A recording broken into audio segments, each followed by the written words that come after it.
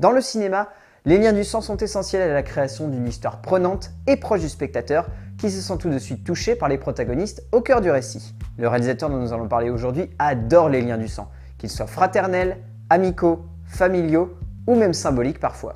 Gavin O'Connor est un réalisateur d'origine américaine qui officie dans la production audiovisuelle depuis près de 15 ans. À la base formé comme acteur, il tombera rapidement amoureux de la réalisation et décidera de se lancer derrière la caméra tout en gardant un pied devant, passionné par l'idée de mêler les deux métiers et surtout d'explorer la relation intime qui lie un auteur et ses personnages. O'Connor est passionné par les héros de ses longs métrages, plus que par les récits qu'il traverse d'ailleurs, et c'est en cela que son cinéma est d'une intensité et d'une dramaturgie rare. On reconnaît tout de suite sa patte, car il cherche toujours à mettre en avant des héros liés par le sang ou par une amitié très forte, comme celle unissante de frères. Liant ainsi ses personnages jusqu'à la mort, O'Connor donne ainsi un sens profond et réflexif à ses récits, comme si ceux-ci étaient avant tout des manières de peindre les liens qui unissent les êtres humains. Dès ses premiers films, c'est ce qui fera son style, et c'est ce qui donnera à son cinéma un côté brut et violent, ainsi qu'un regard qui touche et qui emporte l'émotion du spectateur dans ses retranchements. C'est donc la famille ou le lien proche de celle-ci qui passionne O'Connor, cela se ressentant surtout dans ses derniers longs métrages, même si dès le premier cela était déjà au cœur de l'intrigue.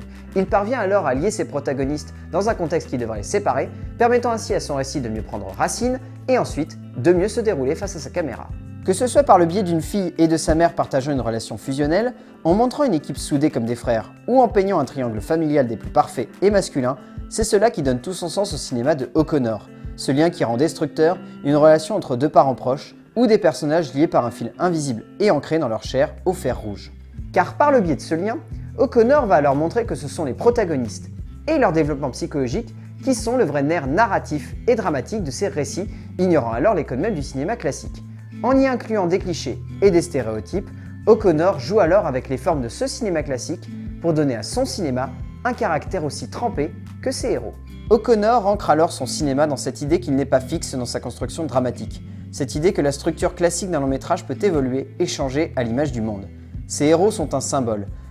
qui au fil du temps prend une forme différente et s'adapte au monde qui évolue, comme si une idée pouvait changer en fonction de l'ère et du temps qui l'entoure.